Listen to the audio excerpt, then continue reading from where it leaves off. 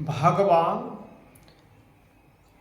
किस मनुष्य पर कृपा बरसाते हैं, किस माताओं बहनों पर कृपा बरसाते हैं। जब भगवान का कृपा होता है, भगवान का जब भक्ति आप करते हैं, हम करते हैं, आप करते हैं, पूरा संसार में करते हैं, तो भगवान हमको किस प्रकार से भगवान हमको अपनी कृपा बरसाते हैं। जब अपने कृपा भगवान हम पर कब महिमा बरसाते हैं, कब हमको आशीर्वाद देते हैं, भगवान हमको कब जानते हैं।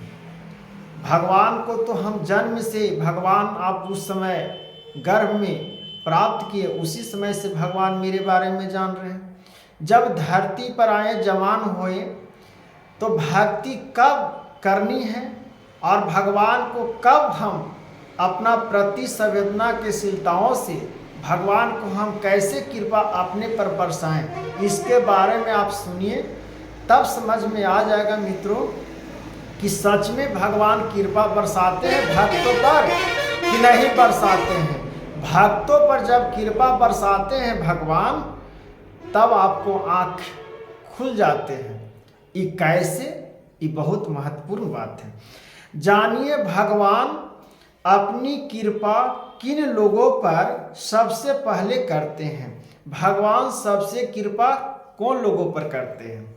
सबसे भगवान कृपा करते हैं कि आप भगवान के महिमा को, गुणों का, सत्संग का, कथा को, उनके वेदों का उच्चारण करते हैं, ज्ञान के स्मरण करते हैं और किसी जो सुनने वाले हैं व्यक्ति उनको सुनाते हैं सत्संग को, कथाओं को, और वो व्यक्ति सुनना चाहता है, निष्ठा भाव छोड़ के भगवान के भजनों कीर्तनों को सुनना चाहते हैं, वेदों का ज्ञान को सुनना चाहते हैं, वेदों का स्मरण करना चाहते हैं, भगवान के प्रति लालसा रखते हैं, वासुदेव हरि जी का लालसा रखते हैं, राधा कृष्ण जी का प्रति संवेदनाशीलताओं से प्रेम भावनाओं में देखते हैं, सीताराम जी को देखते हैं।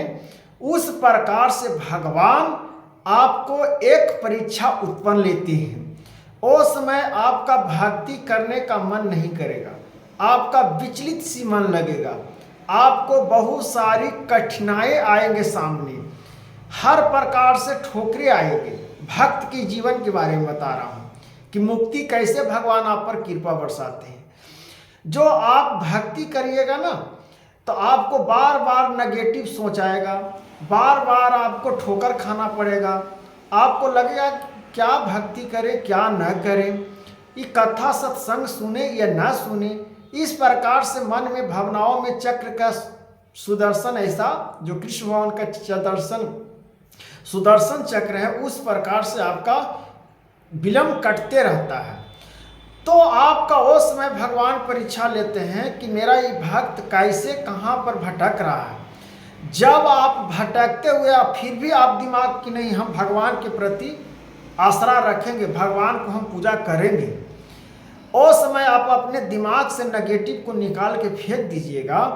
तब भगवान उस समय अपनी कृपा आकर बरसात देते हैं, अपने भक्तों पर हाथ रख देते हैं। ए दुष्ट मन, तुम नेगेटिव मेरे भक्तों में क्यों हिल रहे हो?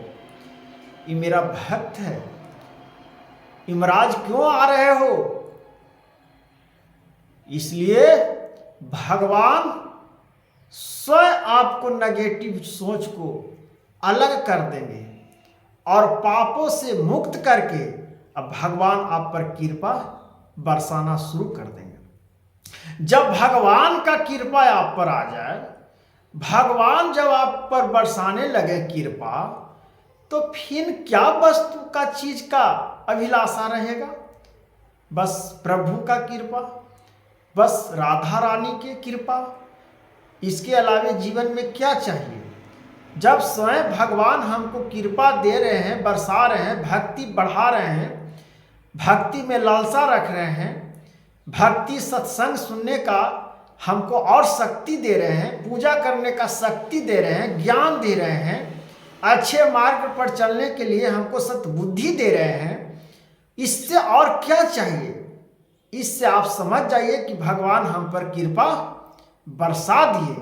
अब भगवान हम पर हैं, भगवान हमको आशीर्वाद दे दिए। अब भगवान पग पग पर मेरे दिमागों में और मेरे बुद्धि में, मेरे जीभा पर और मेरे आँखों पर, मेरे कानों से सब गुंज सी सुनाए भगवान के प्रति राधा राधा हरे कृष्णा का नाम का जापो का स्मरण मेरे अपेक्षा सब भर जाएगा। जो रक्त है वो रक्त में आपका, सब रक्त में आपका बूंदे बूंद आपका भगवान, और रोमे रोमे में भगवान आपको प्राप्त हो जाएंगे। इसीलिए कहते हैं मित्रों कि जानिए भगवान अपनी कृपा की लोगों पर सबसे पहले करते हैं, वो अपना भक्त पर सबसे। आप भगवान का भक्ति नहीं करिएगा और चाहिएगा कि हम पर भगवान खुश हो जाएं। कैसे खुश हो सकते हैं मित्रों, आप ही बताइए। आज जीवन में मनुष्य किसी से उम्मीद नहीं रखता कोई चीज़ का, तो कोई किसी से मिलने जाता है मनुष्य, कोई किसी से क्या बिना मतलब के किसी के पास बैठने भी जाता है? सच बात है ना। कोई बैठने तक भी नहीं जाता है, कोई पूछने तक भी नहीं जाता है कि हम आपको कौन हैं, क्या नहीं है। और जब आपका काम आता है तब जाते हैं कि हाँ हमारा ये काम है, आप बताते हैं, तब वो लोगों आपको मदद करने के लिए तैयार होते हैं। तो जो भगवान के प्रति, भगवान के मार्ग पर चलते हैं, उसको भगवान स्वयं रक्षा करते हैं। जो आप देखें इतना युद्ध हुआ, सतयुग, द्वापर, त्रेता, कलयुग तो कहना क्या है।